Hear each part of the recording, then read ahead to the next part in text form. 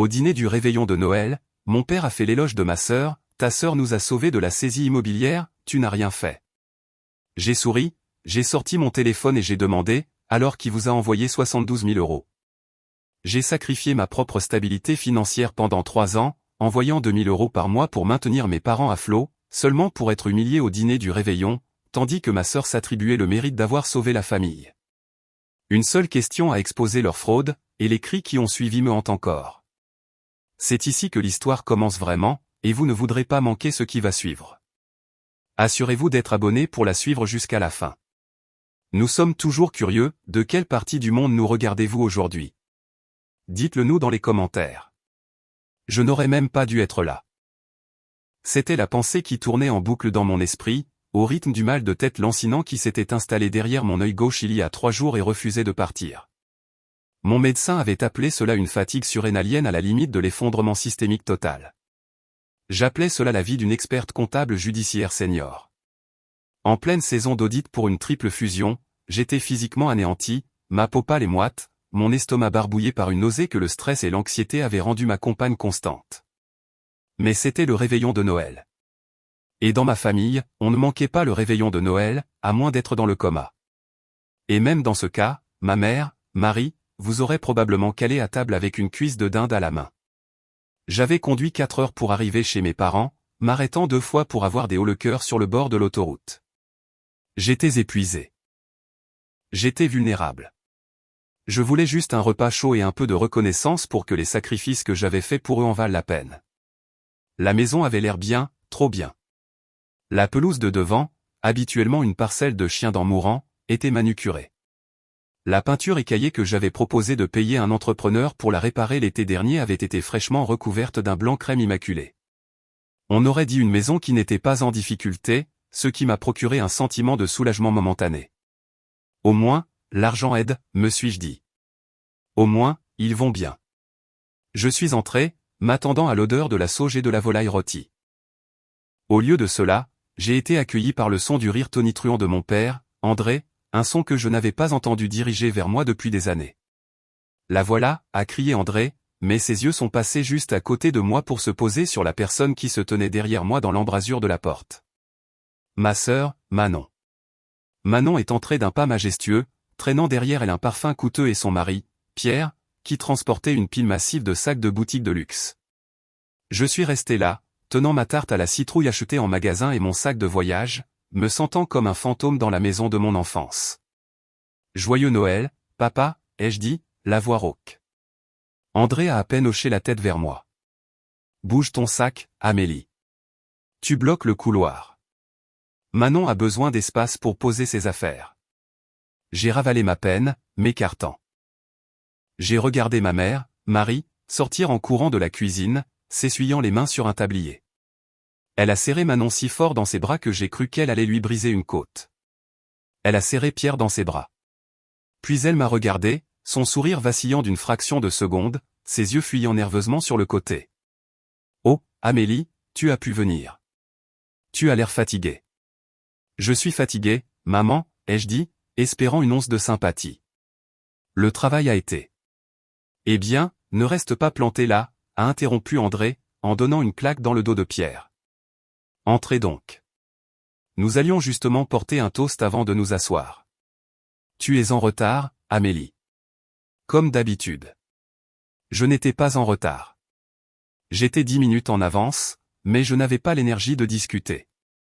Je les ai suivis dans la salle à manger. La table était dressée avec la belle porcelaine, celle à laquelle nous n'avions jamais eu le droit de toucher en grandissant. Il y avait des gobelets en cristal, un centre de table qui devait coûter 200 €, et des bouteilles de vin dont je savais qu'elles se vendaient 50 € pièce. Je me suis assise à ma place désignée, la chaise bancale près de la porte de la cuisine. André se tenait au bout de la table, levant son verre. La pièce est devenue silencieuse. Il a regardé Marie, puis Pierre, et enfin son regard s'est posé avec amour sur Manon. Je veux rendre grâce, a commencé André, la voix chargée d'émotion. Cette année a été difficile. Nous avons failli tout perdre. Mais nous ne l'avons pas fait, et c'est grâce à une seule personne. Je me suis légèrement redressé. Je ne voulais pas de parade, mais un signe de tête aurait été agréable. Je leur avais viré 72 000 € au cours des 36 derniers mois. J'avais décimé mes économies. J'avais reporté l'achat de mon propre appartement. J'avais tout fait en silence, consciencieusement.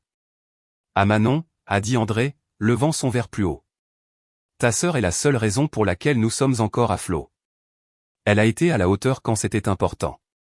Elle a sauvé cette famille. Je me suis figé. L'air m'a manqué. Et toi, Amélie? André a tourné son regard vers moi, ses yeux froids et durs comme des pierres. Tu n'as rien fait. Tu restes assise à Paris avec ton diplôme prestigieux, nous ignorant pendant que ta sœur sacrifie tout. C'est honteux. La pièce a tourné. La nausée que j'avais combattue toute la journée a surgi violemment, mais ce n'était pas à cause de la grippe. C'était à cause du couteau qui se tordait dans mon dos. La trahison était pire que le diagnostic lui-même. Pendant 10 bonnes secondes, je n'ai rien entendu d'autre que le bruit de mon sang dans mes oreilles. C'était un rugissement physique, comme si je me tenais sous une cascade. J'ai regardé autour de la table, attendant la chute, attendant que quelqu'un rie et dise « je plaisante ». On a bien reçu tes chèques. Mais personne n'a ri. Manon était assise là, se pavanant. Elle avait l'air modeste, en fait, baissant le menton et affichant ce sourire serré et étudié qu'elle utilisait dans ses égo-portraits sur Instagram. Elle a tendu la main et a serré celle de Pierre. Pierre, de son côté, avait l'air suffisant, prenant une longue gorgée du vin coûteux. « Oh, papa, arrête » a roucoulé Manon, sa voix douce comme du sucre. La famille est de la famille. C'est juste ce que nous faisons. Pas tout le monde, a grogné André, en me lançant un autre regard noir. Certaines personnes ne font que prendre. J'ai senti mes mains commencer à trembler sous la nappe.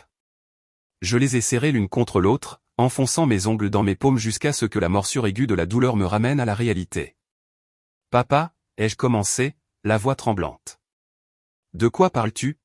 « Ne fais pas l'idiote, Amélie » a sèchement répondu André.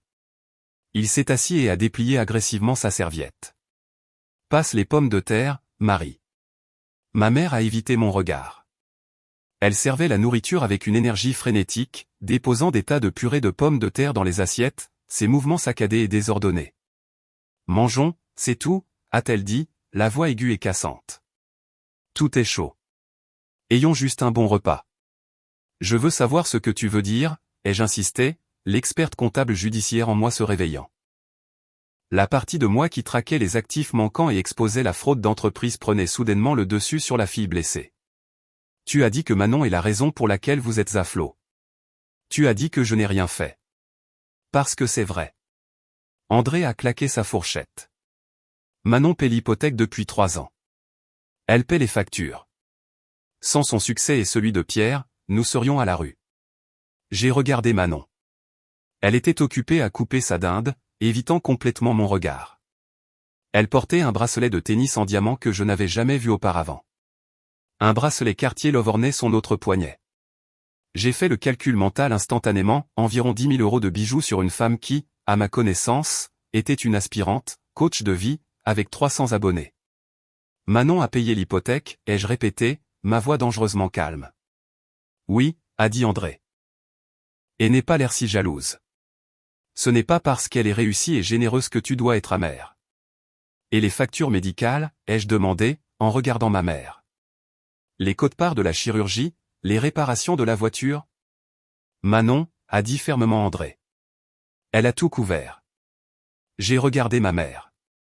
Marie fixait ses haricots verts comme s'ils contenaient les secrets de l'univers. Elle transpirait. Une seule perle de sueur a roulé le long de sa tempe, traversant son fond de teint. Maman, ai-je demandé doucement. Est-ce que c'est vrai? Manon a tout payé. Marie a laissé tomber sa fourchette. Elle a retenti bruyamment contre la porcelaine. André, s'il te plaît, ne parlons pas d'argent à table, a-t-elle plaidé, la voix vacillante. C'est le réveillon de Noël. Je fais l'éloge de ma fille, a argumenté André. Pourquoi ne devrions-nous pas en parler? Amélie doit savoir ce qu'est la vraie responsabilité. Je me suis adossé à ma chaise. La nausée avait disparu, remplacée par une clarté froide et glaciale. Je les ai regardés manger. J'ai regardé Manon accepter les louanges, s'en nourrissant comme un vampire. J'ai regardé Pierre sourire d'un air suffisant. J'ai regardé mon père me regarder avec un dégoût sincère. Il pensait que j'étais juste la sœur égoïste qui vivait en ville. Il pensait que j'étais déconnecté. Mais ils avaient oublié une chose cruciale, je n'envoyais pas seulement de l'argent liquide. Je ne remettais pas des enveloppes de billets. J'étais une professionnelle. Je créais des pistes documentaires pour gagner ma vie. Chaque virement, chaque ligne de mémo, chaque numéro de confirmation bancaire était stocké dans un dossier bien organisé sur le disque cloud crypté de mon téléphone, qui se trouvait actuellement dans ma poche. Ils mangeaient leur dinde, ignorant que la table était truquée pour exploser. Pour comprendre l'ampleur de la rage qui bouillonnait actuellement dans mes tripes, il faut comprendre les 3 dernières années de ma vie. Il y a 3 ans, mon père a eu une crise cardiaque. Cela l'a forcé à prendre une retraite anticipée. Sa pension était une fraction de ce qu'il attendait à cause de mauvais investissements qu'il avait faits au début des années 2000, des investissements dont il n'a jamais parlé à ma mère jusqu'à ce qu'il soit trop tard. Il faisait face à une saisie immobilière. Je suis intervenu immédiatement. J'avais 29 ans à l'époque, je commençais tout juste à prendre mon envol au cabinet. Je n'étais pas riche, mais j'étais stable. Je les ai assis à cette même table et leur ai dit que je m'occuperais du manque à gagner. Nous nous sommes mis d'accord sur 2000 € par mois. Cela couvrait le déficit de l'hypothèque, l'assurance, et laissait un petit coussin pour les courses. Pendant 36 mois, ce prélèvement automatique a été effectué sur mon compte le premier du mois. Savez-vous à quoi ressemble 2000 € par mois à la fin de la vingtaine? Cela ressemble à conduire une Renault Clio de 10 ans avec la climatisation cassée en plein mois de juillet parce que vous ne pouvez pas vous permettre la réparation. Cela ressemble à dire non à vos amis pour le voyage de groupe sur la Côte d'Azur. Cela ressemble à préparer ces repas de riz et de haricots à l'avance pendant que vos collègues vont dîner dans des steakhouse. Cela ressemble à rester dans un studio de la taille d'une boîte à chaussures pendant que vos pères achètent des maisons en grès brun. Je l'ai fait avec plaisir. Je l'ai fait parce que c'étaient mes parents. Je l'ai fait parce que je les aimais. Et pendant que je mangeais des ramen et que je travaillais 80 heures par semaine pour financer leur retraite, Manon se cherchait. Manon et Pierre, le couple en or. Manon n'avait jamais gardé un emploi plus de 6 mois. C'était un esprit créatif. D'abord, elle allait être photographe. Mes parents lui ont acheté un appareil photo de 3000 € qui prend maintenant la poussière. Ensuite, elle allait être créatrice de bijoux. Ils lui ont acheté le matériel. Maintenant, elle était une influenceuse de style de vie. Elle était assise en face de moi maintenant, agitant sa fourchette. Honnêtement, disait-elle à mon père, le portefeuille de crypto-monnaie de Pierre a explosé ces derniers temps. C'est comme ça que nous avons pu nous offrir le nouveau Peugeot 5008. Nous voulions juste nous assurer que vous étiez pris en charge en premier, évidemment. Pierre a hoché la tête d'un air sage. Pierre était un homme dont la profession était entièrement nébuleuse. Il se qualifiait des entrepreneurs en série. Autant que je pouvais en juger, son modèle économique consistait à dormir jusqu'à midi et à emprunter de l'argent à quiconque restait immobile assez longtemps. Il portait un costume qui ne lui allait pas tout à fait, le tissu brillant et bon marché, mais il portait une Rolex qui semblait suspicieusement authentique. « Tu es un homme bon, Pierre », a dit André, en déchirant un petit pain. « Tu prends soin de ma fille, tu prends soin de nous. »« Nous faisons ce que nous pouvons, André », a dit Pierre, la voix onctueuse. « La famille d'abord. » J'ai regardé Manon. « Alors, les affaires marchent bien? Le coaching de style de vie ?» Les yeux de Manon ont brillé d'agacement. « C'est une marque, Amélie. Et oui, nous avons des commandites en vue. Des grosses. »« Quelles commandites ?» ai-je demandé, en gardant une voix légère. « Tu ne les connaîtrais pas ?» a-t-elle sèchement répondu. « C'est du haut de gamme. »« D'accord, » ai-je dit. « Et les paiements de l'hypothèque, vous les faites directement à la banque? Pourquoi la grilles-tu de questions? » André a claqué la main sur la table, faisant sauter les verres à vin. « C'est exactement de ça que je parle, Amélie. Tu es jalouse. Tu ne supportes pas que ta petite sœur ait plus de succès que toi. Je suis juste curieuse, papa, ai-je dit, mon cœur battant la chamade contre mes côtes. Parce qu'une saisie immobilière, c'est une affaire sérieuse. Je veux juste m'assurer que tout est géré correctement. C'est géré, a craché André, par Manon. Contrairement à toi, qui n'a pas envoyé un sou. Voilà encore, l'accusation directe. J'ai regardé ma mère. Elle fixait son assiette, le visage pâle, ses mains tremblant si fort qu'elle a dû poser sa fourchette. Elle savait. Elle devait savoir. J'envoyais l'argent sur son compte. Nous en avions discuté tous les mois au téléphone. Merci pour l'aide, ma chérie, chuchotait-elle avant de raccrocher. Alors pourquoi laissait-elle papa croire à ce mensonge? J'ai regardé Manon. Elle me souriait d'un air suffisant, un petit rictus méchant et triomphant sur les lèvres. Elle pensait qu'elle avait gagné. Elle pensait qu'elle avait réussi à réécrire l'histoire parce que j'étais la discrète, celle qui ne se vantait pas, celle qui se contentait de régler les problèmes. Elle pensait que j'étais faible. Elle était sur le point de découvrir que, experte comptable judiciaire, ne signifiait pas seulement que j'étais bonne en maths. Cela signifiait que j'étais bonne à la chasse. J'ai mis la main dans ma poche et j'ai sorti mon téléphone. Tu sais, ai-je dit, en déverrouillant l'écran, c'est fascinant, papa. Parce que je regarde mon relevé de compte en ce moment même. Range ce téléphone, Amélie, a aboyé André, son visage devenant d'un rouge cramoisi dangereux.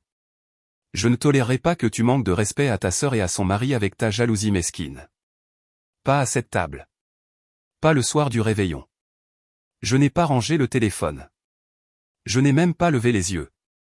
Mon pouce planait au-dessus de la connexion biométrique de mon application bancaire principale, mais mon esprit avait déjà 3 longueurs d'avance. Dans mon métier, nous avons un dicton, l'émotion est l'ennemi de la preuve. Si vous vous mettez en colère, vous devenez négligent. Si vous devenez négligent, l'argent disparaît. J'ai forcé mon rythme cardiaque à ralentir. J'ai forcé la chaleur de mes joues à se refroidir. J'ai activé la partie de mon cerveau que j'utilisais lorsque j'étais assise en face de PDG qui tentait d'expliquer pourquoi 20 millions d'euros avaient disparu dans une société écran en Suisse. Je ne suis pas jalouse, papa, ai-je dit, ma voix baissant à un registre terrifiant de calme. Je suis rigoureuse.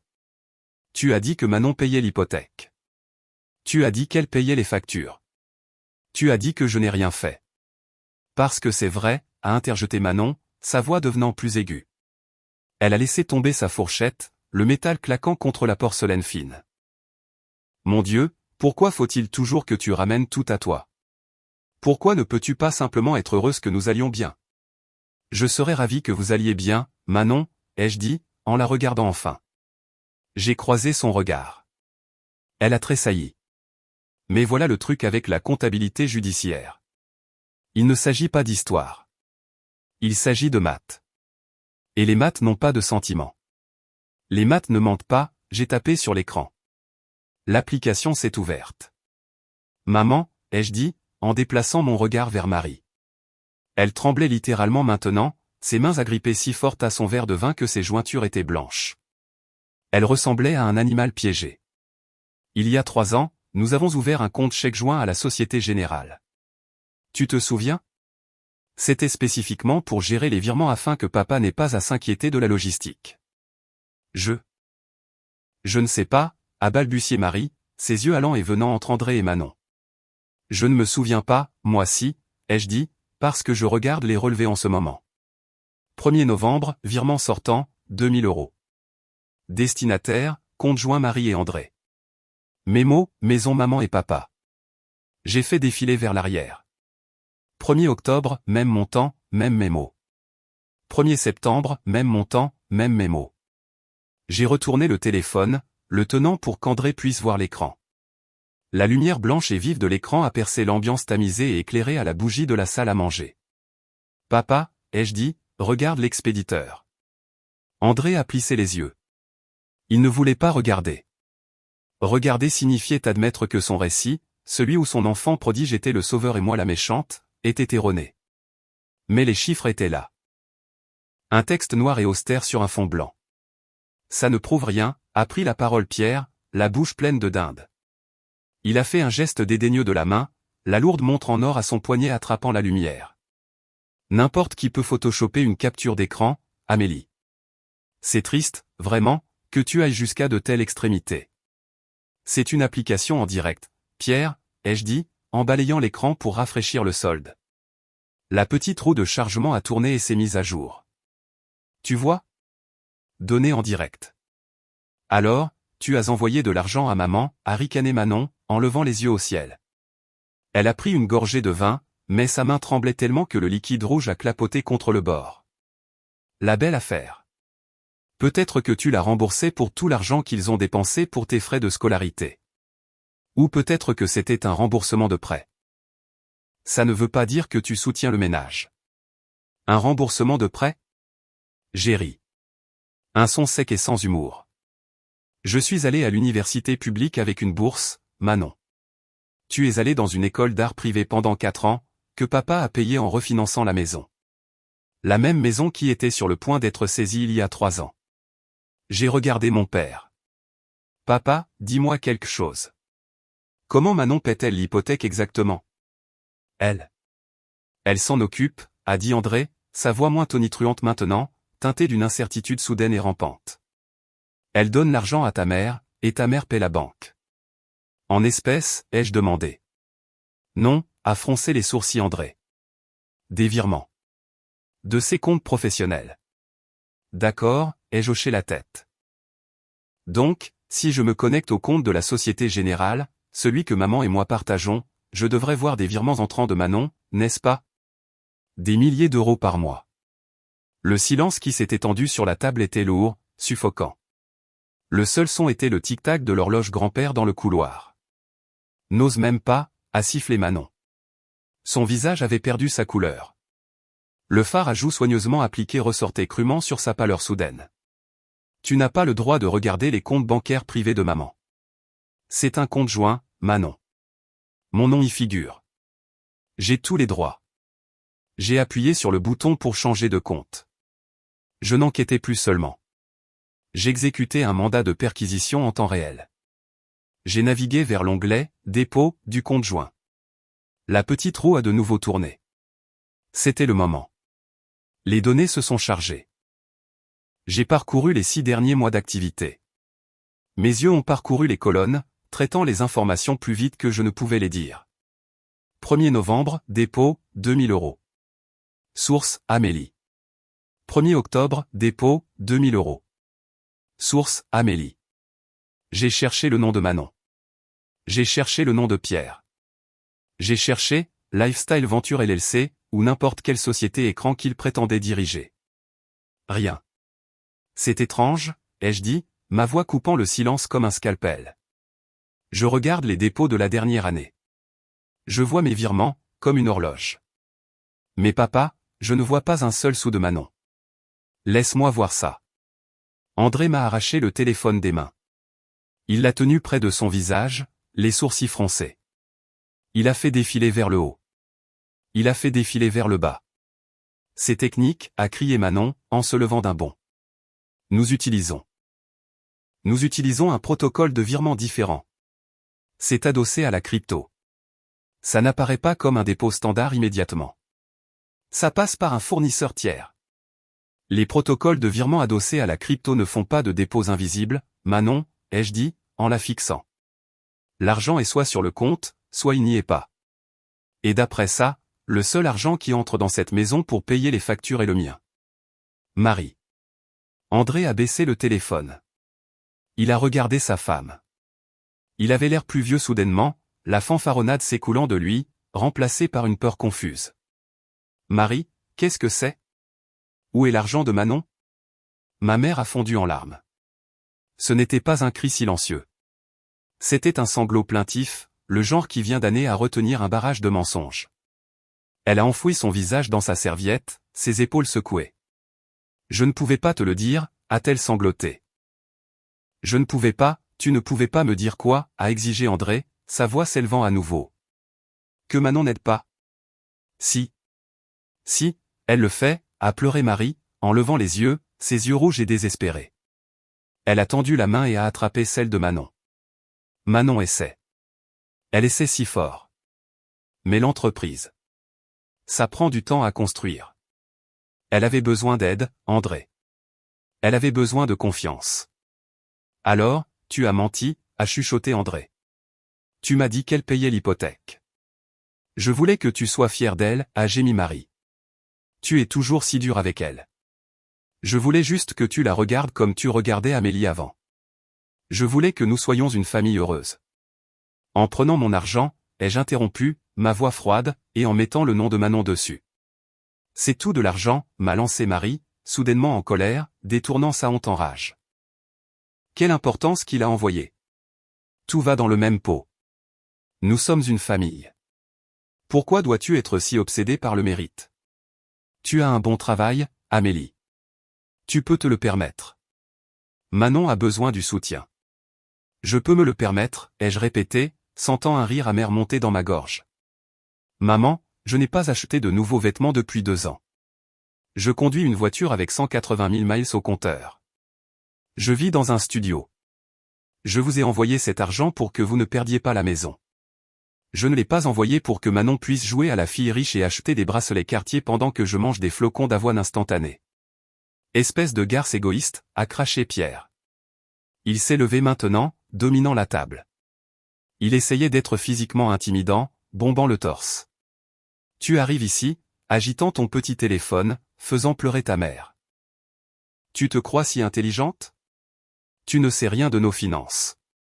Oh, je crois que si, ai-je dit, en me levant pour lui faire face.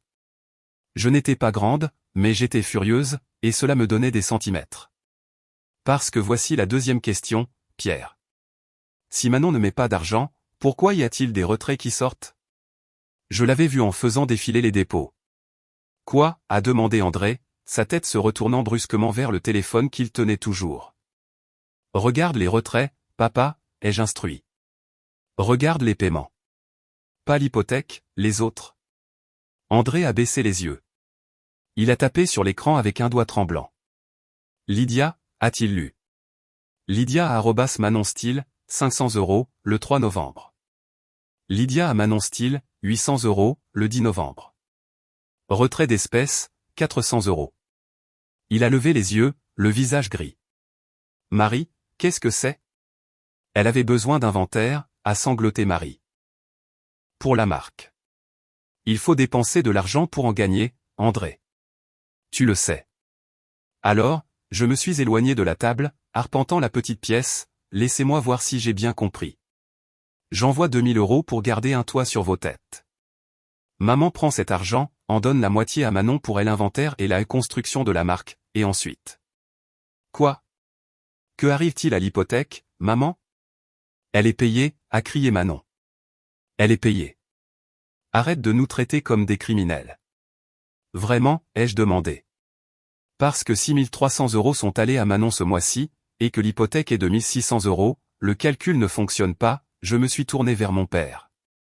Papa, donne-moi le téléphone. Il me l'a tendu. Il avait l'air brisé. Mais Manon n'avait pas fini. Elle était acculée, et les narcissiques acculés attaquent. Tu mens, a crié Manon. Tu as piraté l'application. Tu essaies juste de gâcher mon réveillon parce que tu es une bourreau de travail solitaire et misérable que personne n'aime. C'est pour ça que tu es célibataire, Amélie. C'est pour ça que tu es seule. Parce que tu es toxique. Je vérifie le portail de l'hypothèque, ai-je dit, l'ignorant complètement. J'ai tapé l'URL du prêteur hypothécaire. Je connaissais le mot de passe, je l'avais configuré pour il y a 3 ans quand j'ai commencé les paiements. N'ose même pas. Manon s'est jetée sur moi. Je l'ai esquivée facilement. Elle a trébuché contre le buffet, renversant un vase de fleurs séchées. La page s'est chargée. J'ai fixé l'écran. Mon estomac s'est noué. C'était pire que ce que je pensais. Oh mon Dieu, ai-je chuchoté. La pièce est devenue silencieuse. Même Manon a arrêté ses simagrées, haletant lourdement, les cheveux en désordre. Quoi? A demandé André. Amélie, qu'est-ce que c'est? Papa, ai-je dit, en le regardant avec une pitié sincère, quand as-tu vu un relevé d'hypothèque pour la dernière fois? Un relevé papier. Je ne sais pas, a-t-il dit en se frottant le visage. Marie s'occupe du courrier. Elle a dit que nous étions passés au tout numérique. Eh bien, nous sommes au tout numérique, ai-je dit. C'est pourquoi tu n'as pas vu l'avis de saisie. Saisie. Le mot est sorti de sa bouche comme un hoquet étranglé. Vous avez 3 mois de retard, ai-je dit, en lisant le texte en rouge vif sur l'écran. Statut, pré-saisie. Montant nécessaire pour régulariser, 5800 €. Dernier paiement reçu, juillet. J'ai regardé ma mère. Elle ne pleurait plus. Elle fixait le mur, catatonique. Elle s'était dissociée. La réalité de ce qu'elle avait fait permettre à Manon de détruire leur vie au point de la ruiner était trop lourde à supporter pour elle. Non, a chuchoté André. Non, c'est impossible. Manon a dit. Manon a dit qu'elle avait tout remboursé. Elle a dit qu'elle avait fait un paiement forfaitaire en août avec ses gains en crypto. Je me suis tourné vers Manon. Elle reculait vers la porte, serrant son sac Louis Vuitton, un sac qui, je le réalisais maintenant, avait probablement été acheté avec l'argent de l'hypothèque.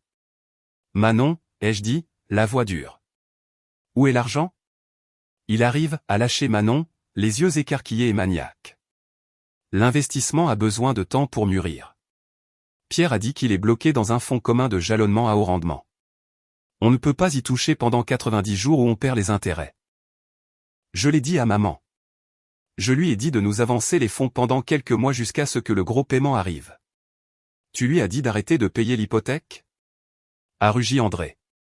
C'était un son que je ne lui avais jamais entendu faire. Un beuglement primal et blessé. Je lui ai dit que c'était un investissement. A crié Manon en retour. On allait rembourser toute la maison en janvier. On faisait ça pour vous. Vous avez volé l'argent, ai-je corrigé. J'ai envoyé 2000 € chaque mois. Cet argent était spécifiquement pour la maison. Vous l'avez pris. Vous l'avez dépensé en quoi? Sac à main? Dîner? Ce voyage? Nous construisons une marque, a crié Pierre, en se mettant devant Manon. Tu ne comprends pas l'effet de levier. Nous devions avoir l'air prospère pour attirer les investisseurs. C'est du marketing.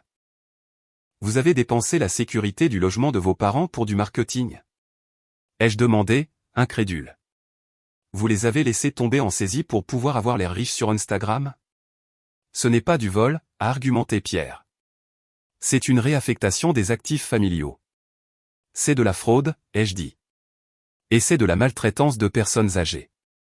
J'ai de nouveau regardé le portail de l'hypothèque. J'ai tapé sur l'historique des paiements. Et ça s'améliore, ai-je dit, sentant la colère froide et dure se cristalliser dans ma poitrine. Ou pire. Papa, regarde la source de paiement pour les paiements qui ont été faits plus tôt cette année. Je me suis approché de lui et lui ai montré l'écran. Paiement de Pierre et Manon joint. Non, attends. C'est de retourner pour fonds insuffisants. J'ai fait défiler vers le bas. Voilà. Paiement de la carte de crédit de la banque. Ils ont payé l'hypothèque avec une carte de crédit? A demandé André, la voix tremblante. Non, ai-je dit. Ils ont payé l'hypothèque avec ta carte de crédit. Je n'ai pas de carte de crédit comme ça, a dit André. Apparemment, si, ai-je dit. Maman, as-tu ouvert une carte au nom de papa? Marie n'a pas répondu. Elle se balançait simplement d'avant en arrière sur sa chaise. Manon, ai-je dit, en me tournant vers ma sœur. As-tu ouvert une carte au nom de papa? Maman a dit que c'était d'accord, a pleuré Manon. Elle a signé les papiers. On en avait besoin pour améliorer sa cote de crédit. On l'a maximisée pour montrer l'utilisation, et puis on allait la rembourser. C'est une stratégie. Une stratégie, ai-je demandé. C'est un vol d'identité. Combien y a-t-il sur la carte, Manon? Je ne sais pas, a-t-elle marmonné, en regardant le sol.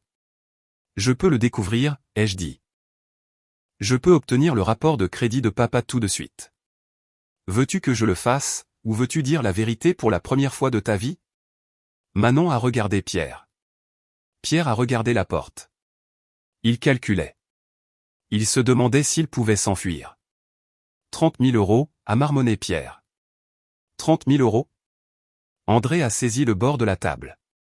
Il avait l'air d'être sur le point d'avoir une autre crise cardiaque. C'était pour l'entreprise, a insisté Manon. Et le mariage? On voulait que vous ayez un beau mariage pour nous, papa. Tu m'as toujours promis un grand mariage. Alors, vous avez volé son identité et l'avez endetté pour payer votre propre fête, ai-je demandé. On allait le rembourser, a crié Manon. Pourquoi ne nous croyez-vous pas? On est riche. On a des actifs. Si vous avez des actifs, ai-je dit, en croisant les bras, alors payez les 5 800 € tout de suite. Régularisez l'hypothèque. Connectez-vous à votre banque ici même et faites le virement. Manon s'est figée. Pierre a regardé ses chaussures. On ne peut pas, a dit Pierre doucement. C'est illiquide. C'est parti, ai-je traduit. Ça n'a jamais existé. Vous êtes fauché. Vous vivez au crochet de mes parents. Et vous les saignez à blanc. Je me suis tourné vers mon père. Il fixait Manon, la fille qu'il avait adorée, la fille qu'il avait louée il y a à peine 20 minutes comme la sauveuse de la famille. Il a regardé les vêtements coûteux qu'elle portait, les bijoux, le sac de créateur, puis il m'a regardé, la fille qu'il avait qualifiée de honteuse, la fille qu'il avait accusée de ne rien faire. Amélie, a-t-il roqué. Règle ça. S'il te plaît. Je ne peux pas régler ça avec un chèque, papa, ai-je dit, ma voix tremblant légèrement. Il ne s'agit plus seulement d'argent. C'est une scène de crime. Ne dis pas ça. Marie est soudainement sortie de sa transe. N'ose pas appeler la police pour ta sœur. C'est la famille. C'est une prédatrice, maman, ai-je dit, et tu es le chauffeur pour la fuite. Dehors, m'a sifflé Manon. Son visage était tordu en un masque de haine pure. Sors de notre maison. Tu as fait assez de dégâts. Ce n'est pas votre maison, ai-je dit calmement. C'est la maison de la banque. Et dans environ 30 jours, ce sera la maison de l'huissier de justice. J'ai regardé le chaos autour de la table, la dinde qui figeait, le vin renversé, la famille brisée. J'avais la vérité. J'avais le levier. Mais le coup de grâce n'avait pas encore été porté. Je devais m'assurer que Manon et Pierre ne pourraient pas se faufiler de nouveau. Je devais m'assurer que le mensonge de la crypto était enterré si profondément qu'il ne pourrait jamais être ressuscité. Je ne pars pas, ai-je dit. Pas avant d'avoir consulté le portefeuille d'investissement de Pierre. Tu ne peux pas, a dit Pierre rapidement. C'est sur un portefeuille matériel. C'est à la maison. Pas de problème, ai-je dit, en attrapant mon sac à main. Mon ordinateur portable est dans la voiture, et j'ai un abonnement à un outil d'analyse forensique de la chaîne de blocs. Si tu me donnes ton adresse de portefeuille public que tu as sûrement mémorisée, étant un si grand investisseur je peux vérifier tes avoirs en environ 30 secondes. Pierre est devenu pâle, plus pâle que la nappe. A-t-il balbutié.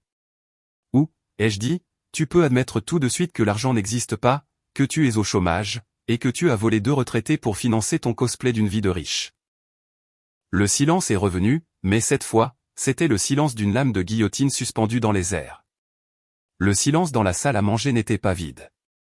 Il était lourd, suffocant, rempli de la matière dense et sombre des attentes ruinées. Pierre se tenait là, le visage luisant de sueur, ses yeux se dirigeant vers le couloir comme un rongeur piégé cherchant une ouverture dans les plaintes. J'attends, ai-je dit, la voix stable, bien que mes entrailles vibraient d'adrénaline. L'adresse du portefeuille, Pierre, ou la vérité. Choisis-en une. Tu es ridicule, a balbutié Pierre, essayant de rassembler un rire qui est sorti comme une toux humide et paniquée.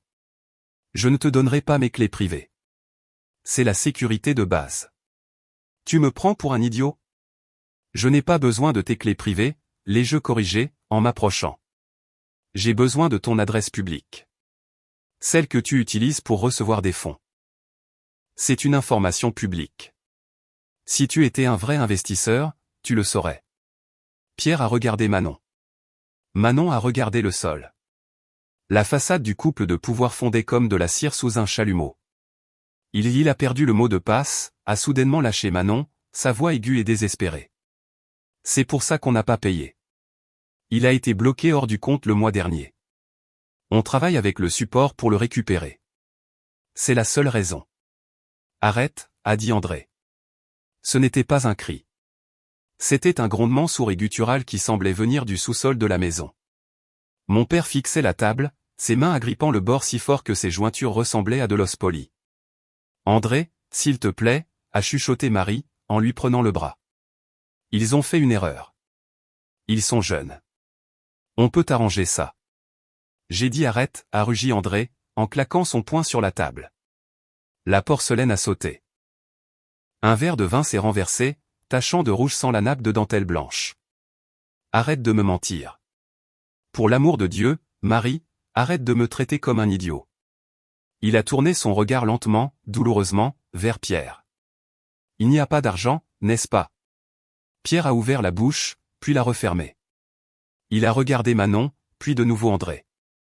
L'arrogance avait disparu, remplacée par la réalité pathétique et frissonnante d'un homme qui n'avait jamais travaillé dur un seul jour de sa vie. On a eu de la malchance, a marmonné Pierre, sa voix à peine audible. Le marché s'est effondré. Ce n'était pas ma faute. C'était l'algorithme. L'algorithme ? André a répété le mot, qui avait un goût de cendre dans sa bouche. Tu as joué ma retraite sur un algorithme ? J'essayais de la doubler, a crié Pierre, soudainement sur la défensive. J'essayais d'aider. Tu crois que c'est facile ? Tu crois que je voulais être dans cette situation ? Si Amélie n'était pas venue avec ses petits tableurs, on s'en serait sorti. J'aurais tout récupéré. Alors, c'est de ma faute, ai-je demandé, incrédule. Je suis la méchante parce que je vous ai démasqué ? Oui, a crié Manon, des larmes coulant sur son visage, ruinant son maquillage. Tu as tout gâché. Tu fais toujours ça. Tu ne pouvais pas nous laisser tranquilles. Tu ne pouvais pas nous laisser avoir un seul dîner agréable. Il fallait que tu joues les héroïnes. Je suis l'héroïne, ai-je crié en retour, perdant enfin mon sang-froid. Je suis la seule personne dans cette pièce qui a réellement mis de la nourriture sur cette table. Je suis la seule raison pour laquelle les lumières sont allumées. Je suis la seule raison pour laquelle vous ne mangez pas le dîner du réveillon dans un refuge pour sans-abri. Je me suis tourné vers mon père. Papa, ils n'ont pas seulement perdu l'argent. Ils l'ont volé. Ils ont pris l'argent que j'ai envoyé pour l'hypothèque et l'ont dépensé pour eux-mêmes. Ils ont pris une carte de crédit à ton nom et l'ont maximisée. Ce n'est pas de la malchance. C'est du vol. C'est passible de prison. André s'est levé. Il avait l'air tremblant, vieux et incroyablement fatigué. Il s'est approché de l'endroit où Manon était assise. Elle l'a regardé, les yeux écarquillés, s'attendant à ce qu'il la réconforte, s'attendant au schéma habituel où elle pleurait et il arrangeait les choses. Papa, a-t-elle gémi, en tendant une main. Je suis désolé. Je voulais juste. Je voulais être comme toi. Je voulais réussir. André a regardé sa main. Il ne l'a pas prise. Tu n'as pas réussi, Manon, a-t-il dit, la voix brisée. Tu es une voleuse. Manon a tressailli comme s'il l'avait giflé. Et toi, André s'est tourné vers Pierre, tu es un parasite. Attendez une seconde, a commencé à s'énerver Pierre, en s'avançant. Dehors, a dit André. Quoi ? Pierre a cligné des yeux. Sortez de ma maison, a dit André, plus fort cette fois. Faites vos valises, emballez votre inventaire, et partez ce soir. Papa, tu ne peux pas être sérieux, a crié Manon. Où sommes-nous censés aller ? On a quitté notre appartement. On n'a nulle part où aller. Allez à l'hôtel, a dit André. Utilisez la carte de crédit de la banque. Oh, attendez. Vous l'avez maximisé. Maman. Manon s'est tournée vers Marie, hurlant maintenant. Maman, fais quelque chose. Il nous met dehors. C'est le réveillon de Noël. Et puis ma mère s'est mise à crier. Ce n'était pas un cri de défense. Ce n'était pas un cri de colère contre moi. C'était un cri de panique pur et sans mélange. Le monde de la facilitatrice s'effondrait, et elle ne pouvait pas gérer les débris. Tu ne peux pas faire ça, a crié Marie, en saisissant les revers d'André, le secouant. Ce sont nos bébés, André. Tu ne peux pas. Il fait trop froid. Il est trop tard. Ils vont mourir là dehors. Ils ont 30 ans, Marie, a crié André en retour, en repoussant ses mains. Ce sont des adultes, et ils nous ont volés jusqu'au dernier sou. Ils m'ont regardé dans les yeux et m'ont menti pendant 3 ans pendant qu'Amélie payait le toit sur nos têtes. Et moi, je suis resté assis ici à l'insulter. J'ai insulté la seule fille qui se soucie vraiment de nous. Il m'a regardé alors. Ses yeux étaient humides. Je suis désolé, Amélie, a-t-il chuchoté. Mon Dieu, je suis tellement désolé. C'est à ce moment que le barrage a cédé. Pas pour moi, mais pour Manon. Voir papa s'excuser auprès de moi, s'excuser vraiment, a brisé quelque chose de fondamental dans son cerveau. Elle a attrapé le centre de table, l'arrangement floral coûteux qu'elle avait probablement acheté avec mon argent, et l'a jeté contre le mur. Je te déteste, m'a-t-elle crié. Je te déteste. Tu te crois si parfaite? Tu te crois meilleure que nous juste parce que tu as un travail. Tu es ennuyeuse.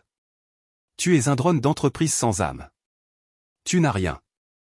J'ai une maison, ai-je dit calmement. Et j'ai un casier judiciaire vierge. Et j'ai 2000 € par mois qui ne vont plus dans ta poche. Dehors, a beuglé André, en pointant la porte d'un doigt tremblant. Maintenant. Avant que j'appelle la police. Pierre a attrapé le bras de Manon.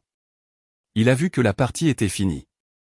Il savait qu'André était à une seconde de la violence ou d'une crise cardiaque, et aucune des deux ne se terminerait bien pour lui. Viens, Manon, a marmonné Pierre, en la traînant vers le couloir. Allons-y. On n'a pas besoin d'eux. On n'a pas besoin de leur charité. Mes sacs, a crié Manon, en se débattant. Mes vêtements. Laissez-les, a crié André. Je les mettrai sur le trottoir demain. Sortez juste de ma vue. Nous les avons regardés sortir en trébuchant par la porte d'entrée, un désordre chaotique de membres et d'accusations. La lourde porte en chêne s'est refermée derrière eux, faisant trembler les cadres sur les murs. Le silence qui a suivi était absolu. Pendant un long moment, personne n'a bougé. Ma mère s'est effondrée sur sa chaise, sanglotant doucement dans ses mains. Mon père se tenait près de la porte, fixant le grain du bois comme s'il s'attendait à ce qu'il fournisse des réponses aux questions qui le déchiraient. Je me suis rassise. J'ai ramassé ma fourchette. Ma main tremblait, mais je me suis forcé à prendre une bouchée de la farce maintenant froide. Papa, ai-je dit doucement. Viens t'asseoir. Il s'est tourné lentement. Il avait l'air 10 ans plus vieux que lorsque je suis entré 1 heure plus tôt.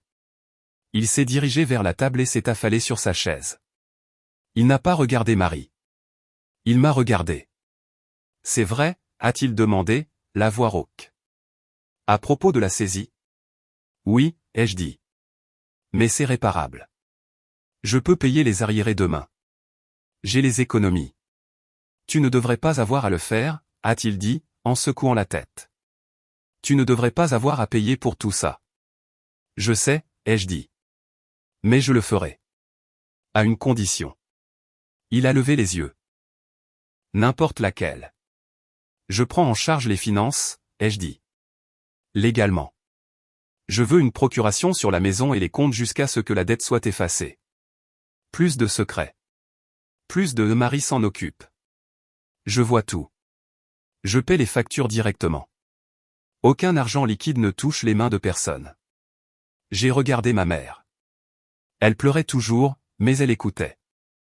Et maman, ai-je dit, la voix ferme, si jamais tu donnes de l'argent à Manon dans mon dos à nouveau, si jamais tu lui glisses un billet de 20 ou que tu paies une facture pour elle ou que tu lui achètes de elle inventaire, je m'en vais. La maison va à la banque, l'électricité est coupée, et je retourne à Paris, et je ne regarde jamais en arrière. Compris? Marie a reniflé, s'essuyant les yeux avec la serviette. Elle avait l'air petite. Le pouvoir qu'elle avait détenu en tant que gardienne des secrets de famille avait disparu. Je comprends, a-t-elle chuchoté. Je voulais juste. Je ne voulais pas qu'ils échouent.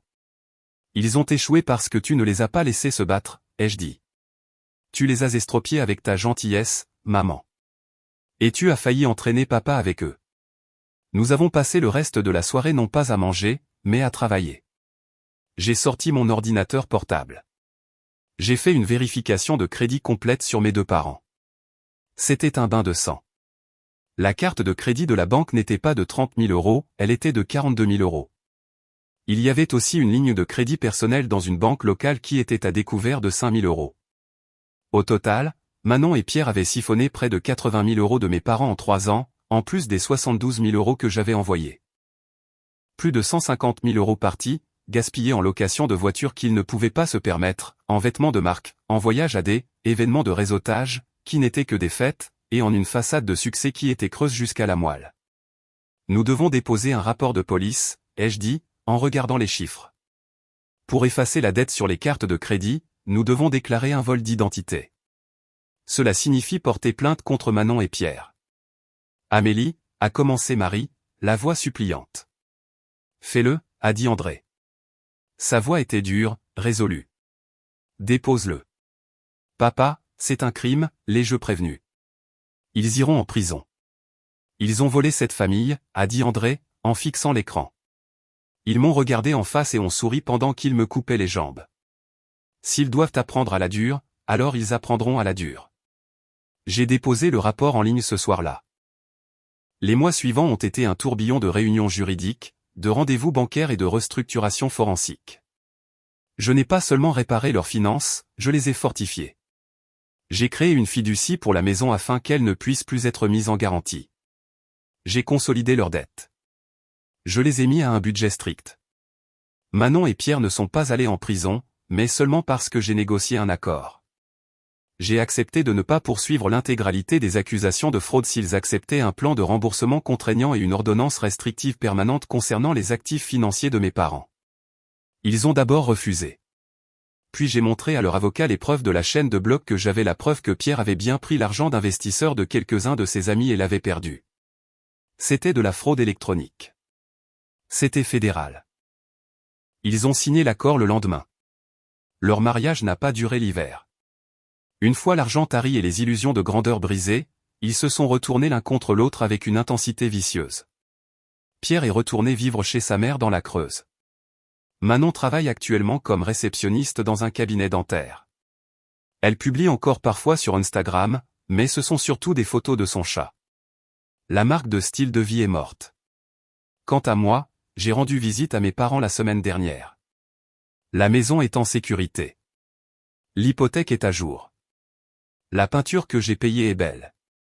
Nous nous sommes assis sur le porche en buvant du thé glacé. C'était calme. Je suis fier de toi, Amélie, a dit mon père de nulle part.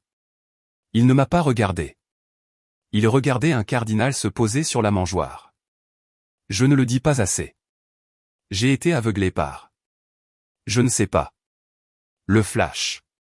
Le bruit. Mais toi. Tu es la base solide. Tu l'as toujours été. J'ai tendu la main et j'ai pris la sienne. Elle était rugueuse, usée par le temps, mais réelle. Merci, papa, ai-je dit. Je n'avais pas besoin de parade. Je n'avais pas besoin de toast. J'avais juste besoin de la vérité. Et alors que je retournais à Paris cette nuit-là, regardant la ligne d'horizon s'élever pour me rencontrer, j'ai réalisé que pour la première fois de ma vie, je ne fuyais pas mes problèmes. Je les avais résolus. J'avais équilibré les comptes, et finalement, j'étais dans le vert.